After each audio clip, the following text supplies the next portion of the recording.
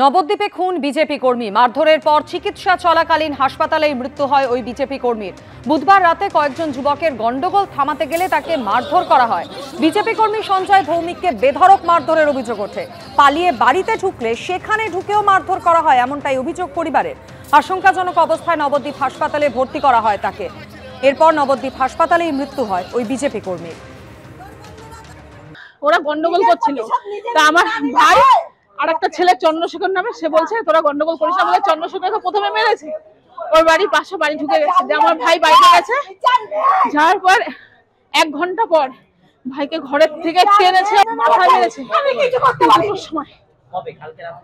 হ্যাঁ, খাস কলকাতায় দুষ্কৃতী ধরতে গিয়ে আক্রান্ত হলো পুলিশ, ঝরল রক্ত। দুষ্কৃতী হামলায় জখম হলেন নেতাজি নগর থানার সাব ইন্সপেক্টর। ঘটনার সূত্রপাত বুধবার রাতে। বিদ্যাসাগর কলোনির এই বাড়িতেই থাকেন আলিপুর আদালতের আইনজীবী দীপায়ন ঘোষ। নিজেকে কলকাতা পুরসভার 99 নম্বর ওয়ার্ডের যুব তৃণমূলের সভাপতি বলে দাবি করেছেন তিনি। তার অভিযোগ, বাড়ির সামনে দলবল নিয়ে আগ্নেয়াস্ত্র উঁচিয়ে তাকে খুনের হুমকি দেয় স্থানীয় দুষ্কৃতী জয়ন্ত ঘোষ। 2 দিন ধরে থ্রেট করেছে। কালকে ফোনে প্রথমে বলেছে, তারপর বাড়ির সামনে যখন ছিলাম, ক্লাব থেকে ফিরছিলাম, সেই সময় ওরা আসে 4টে বাইকে, 8 জন ছিল।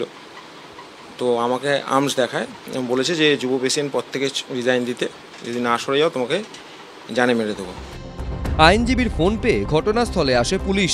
অভিযোগ, সেই সময় দুষ্কৃতীরা পুলিশের ওপরে হামলা চালায়। তিনি যখন পুলিশে ফোন করেন, তখন পুলিশের তরফ থেকে, ঠিক আমরা যেখানে দাঁড়িয়ে রয়েছি, নেতাজিনগর থানার পুলিশ যখন তার বাড়িতে যায়, তখন সেই দুষ্কৃতীরা সেখান থেকে চম্পট দেয়। এরপর পুলিশ যখন তাদেরকে ধরতে যায়, তখন পুলিশের ওপরেই চড়াও হয় তারা। এখানেই শেষ নয়, যখন পুলিশ কর্মীকে মেডিকেল পরীক্ষা করাতে নিয়ে গেলে দুষ্কৃতীরা বাঘাযতীন স্টেট জেনারেল হাসপাতালে গিয়েও চড়াও হয় বলে অভিযোগ সার্জিক্যাল কাঁচি নিয়ে স্বাস্থ্যকর্মীদের আক্রমণ করা হয়। আইনজীবীর দাবি, তার ওয়ার্ডে অসামাজিক কাজের প্রতিবাদ করায় এই হামলা। এরা ওয়ার্ডের থেকে, বিভিন্ন দোকান থেকে বা বিল্ডিং থেকে এরা তোলে, সাট্টা চালায়। তো এগুলোতে আমি বাধা দিই, দীর্ঘদিন ধরে বাধা দিয়ে আসছি।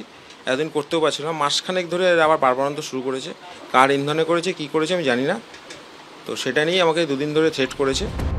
ঘটনায় আতঙ্কিত আইনজীবীর পরিবার, পাশাপাশি চাঞ্চল্যকর অভিযোগ করেছেন আইনজীবীর বাবা। সাচ্চা পলিটিক্স করে দেখে আজকে এই অবস্থা। এর মধ্যে ভালো লোকই জড়িত আছে, যে এ ভালো কাজ করছে, পছন্দ না আর হতে পারে দলের লোকও। হ্যাঁ, না হলে করবেটাকে, পিছনের লোক না ই করলে হয়, যাতে এই ছেলেটা যাতে উঁচু পজিশনে না যেতে পারে, বা বদনাম করা, বা একে বলা যায় না, একে সরিয়েও দিতে পারে, মানে পৃথিবী থেকে সরিয়ে দিতে পারে। এ তো মানে নিজেদের লোক ছাড়া কেউ হতে পারে না। ঘটনায় স্বতঃপ্রণোদিত মামলা রুজু করে মূল অভিযুক্ত জয়ন্ত ঘোষ সহ 6 জনকে গ্রেফতার করেছে পুলিশ। আবির দত্ত, এবিপি আনন্দ, কলকাতা।